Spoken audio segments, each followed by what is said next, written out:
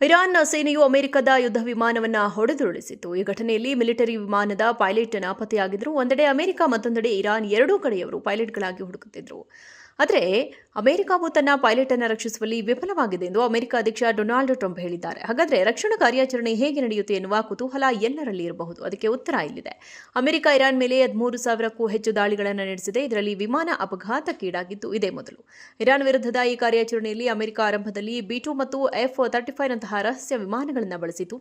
ಈ ವಿಮಾನಗಳು ರಾಡಾರ್ನಿಂದ ಪತ್ತೆಯಾಗುವುದಿಲ್ಲ. ಶತ್ರುಗಳಿಗೆ ಪ್ರತಿಕ್ರಿಯಿಸಲು ಸ್ವಲ್ಪ ಸಮಯ ಸಿಗುತ್ತದೆ. ಆದಾಗ್ಯೂ ಯುದ್ಧ ಮುಂದುವರೆದಂತೆ ಮತ್ತು ಗುರಿಗಳು ಬದಲಾದಂತೆ ಅಮೆರಿಕವು ಒಂದು F-15E ಸ್ಟ್ರೈಕ್ ಈಗಲ್ ಅವರು ಮಾರಕ ವಿಮಾನಗಳನ್ನು ಬಳಸಲು ಪ್ರಾರಂಭಿಸಿದರು. ಈ ವಿಮಾನಗಳು ಅತ್ಯಂತ ಶಕ್ತಿಶಾಲಿಯಾಗಿವೆ, ಆದರೆ ಅವುಗಳಿಗೆ ರಹಸ್ಯ ತಂತ್ರಜ್ಞಾನವಿಲ್ಲ. ಅಮೆರಿಕದ ಸೈನಿಕರು ಈಗ ಇರಾನ್ ಒಳಗೆ ಪ್ರವೇಶಿಸಿ ಪೈಲಟ್ನನ್ನು ವಾಪಸ್ ಕರೆತಂದಿದ್ದಾರೆ. ರಕ್ಷಣಾ ಕಾರ್ಯಾಚರಣೆಯ ಸಮಯದಲ್ಲಿ ಇರಾನಿನ ಪಡೆಗಳೊಂದಿಗೆ ಭಾರೀ ಗುಂಡಿನ ಚಕಮಕಿ ನಡೆದಿದೆ ಎಂದು ಅಮೆರಿಕದ ಅಧಿಕಾರಿಯೊಬ್ಬರು ಹೇಳಿರುವುದಾಗಿ ಕತಾರ್ ಮಾಧ್ಯಮ ಸಂಸ್ಥೆ ಅಲ್ ಜಜೀರಾ ವರದಿ ಮಾಡಿದೆ. ಇರಾನ್ ಸೇನೆಯು ಅಮೆರಿಕದ ಯುದ್ಧ ವಿಮಾನವನ್ನು ಹೊಡೆದುರುಳಿಸಿತು. ಈ ಘಟನೆಯಲ್ಲಿ ಮಿಲಿಟರಿ ವಿಮಾನದ ಪೈಲಟ್ ನಾಪತ್ತೆಯಾಗಿದ್ದರು. ಒಂದೆಡೆ ಅಮೆರಿಕ, ಮತ್ತೊಂದೆಡೆ ಇರಾನ್ ಎರಡೂ ಕಡೆಯವರು ಪೈಲಟ್ಗಳಾಗಿ ಹುಡುಕುತ್ತಿದ್ದರು. ಆದರೆ ಅಮೆರಿಕವು ತನ್ನ ಪೈಲಟ್ ಅನ್ನು ರಕ್ಷಿಸುವಲ್ಲಿ ವಿಫಲವಾಗಿದೆ ಎಂದು ಅಮೆರಿಕ ಅಧ್ಯಕ್ಷ ಡೊನಾಲ್ಡ್ ಟ್ರಂಪ್ ಹೇಳಿದ್ದಾರೆ. ಹಾಗಾದರೆ ರಕ್ಷಣಾ ಕಾರ್ಯಾಚರಣೆ ಹೇಗೆ ನಡೆಯುತ್ತೆ ಎನ್ನುವ ಕುತೂಹಲ ಎಲ್ಲರಲ್ಲಿ ಇರಬಹುದು. ಅದಕ್ಕೆ ಉತ್ತರ ಇಲ್ಲಿದೆ. ಅಮೆರಿಕ ಇರಾನ್ ಮೇಲೆ 13,000ಕ್ಕೂ ಹೆಚ್ಚು ದಾಳಿಗಳನ್ನು ನಡೆಸಿದೆ. ಇದರಲ್ಲಿ ವಿಮಾನ ಅಪಘಾತಕ್ಕೀಡಾಗಿದ್ದು ಇದೇ ಮೊದಲು. ಇರಾನ್ ವಿರುದ್ಧದ ಈ ಕಾರ್ಯಾಚರಣೆಯಲ್ಲಿ ಅಮೆರಿಕ ಆರಂಭದಲ್ಲಿ B-2 ಮತ್ತು F-35 ನಂತಹ ರಹಸ್ಯ ವಿಮಾನಗಳನ್ನು ಬಳಸಿತು.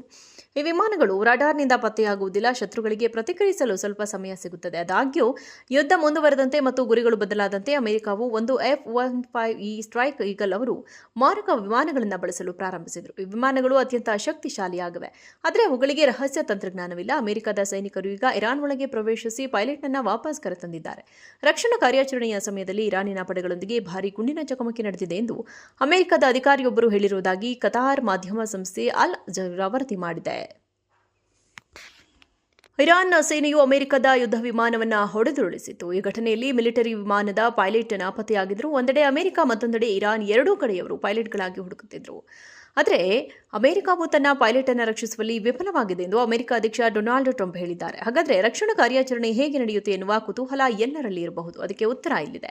ಅಮೆರಿಕ ಇರಾನ್ ಮೇಲೆ 13,000ಕ್ಕೂ ಹೆಚ್ಚು ದಾಳಿಗಳನ್ನು ನಡೆಸಿದೆ. ಇದರಲ್ಲಿ ವಿಮಾನ ಅಪಘಾತಕ್ಕೀಡಾಗಿದ್ದು ಇದೇ ಮೊದಲು. ಇರಾನ್ ವಿರುದ್ಧದ ಈ ಕಾರ್ಯಾಚರಣೆಯಲ್ಲಿ ಅಮೆರಿಕ ಆರಂಭದಲ್ಲಿ B-2 ಮತ್ತು F-35 ನಂತಹ ರಹಸ್ಯ ವಿಮಾನಗಳನ್ನು ಬಳಸಿತು.